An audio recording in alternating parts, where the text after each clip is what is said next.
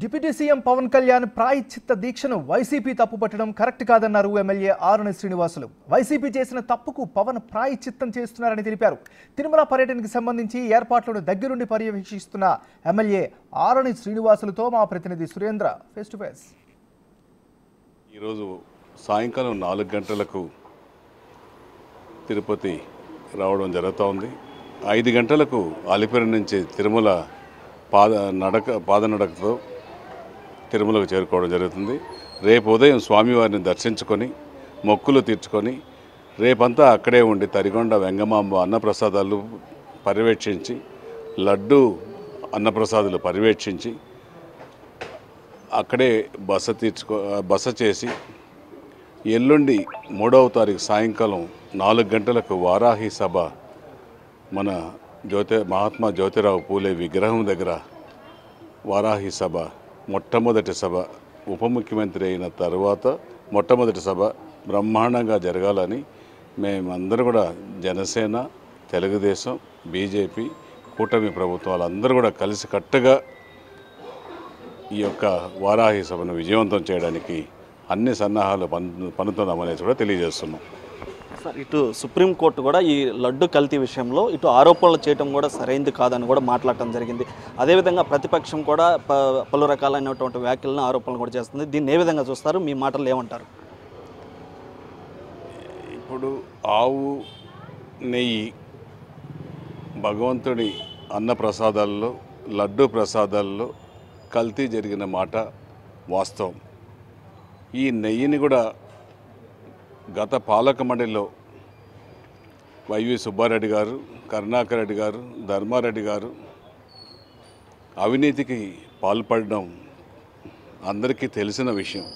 అది వాస్తవాలు కూడా వెలుగులోకి రావడం అందరికీ తెలిసిన విషయం. ఇది ఊరిక నోటి మాటలతో చెప్పేది కాదు. National dairy development corporation Gujarat సంస్థలో చెక్ చేయడం జరిగింది. ఈ ఆవు నెయ్యి లడ్డు ప్రసాదాలకు వాడే ఆవు నెయ్యిని కలుషితమైందని రిపోర్ట్లు వచ్చాయి. ఆ రిపోర్ట్ల ఆధారంగా ప్రభుత్వం చర్యలు చేపడుతున్నాయి. దానిపైన సిట్ అధికారులు కూడా విచారణ నిమిత్తం వేశారు. ఖచ్చితంగా కూడా సిట్ అధికారులు నిజ నిర్ధారణ తేలుస్తారు. దోషులని తప్పు చేసి ఉంటే దోషులను శిక్ష ఖచ్చితంగా పడుతుంది. జైలుకి వెళ్తారు. ఏడుకొండల వెంకటేశ్వర స్వామి తగిన శిక్ష వారికి వారి కుటుంబ సభ్యులకు కూడా ఇస్తుందనేసి కూడా తెలియజేస్తున్నాం. ఇటు పవన్ కళ్యాణ్ మీ పార్టీ అధినాయకుడు ప్రాయశ్చిత్త దీక్ష చేస్తున్నప్పటికీ ఇటు వైసీపీ కూడా ఇటు పలు రకాలైనటువంటి ఆ వ్యాఖ్యలను కూడా చేస్తుంది. దీన్ని ఏ విధంగా చూస్తారు? ఇప్పుడు ఒక పవన్ కళ్యాణ్ గారు అనేది ఒక శక్తి. ఆయన ఒక ఆశయంతో అన్నీ వదులుకొని సినిమాలు కూడా తగ్గించుకొని రాజకీయాలకు వచ్చి ఆంధ్ర రాష్ట్ర ప్రజలకు మేలు చేయాలని, మంచి చేయాలనే ఒక మంచి ఉద్దేశంతో ఈ యొక్క రాజకీయానికి రావడం జరిగింది. ఖచ్చితంగా ఆయన ఆశయాలు ముందుకెళ్తున్నాయి. ఆయన్ను ఆలోచించారు, ప్రజలు మెచ్చారు. ఆయన తీసుకున్న 21 ఎమ్మెల్యేలను గెలిపించుకున్నారు, 2 ఎంపీలను గెలిపించుకున్నారు. అది పవన్ కళ్యాణ్ గారి పైన ఉన్న నమ్మకం.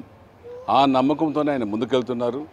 ఈరోజు తప్పు జరిగింది స్వామి, ఎవరో గత పాలకుడు నాయకులు తప్పు చేశారు,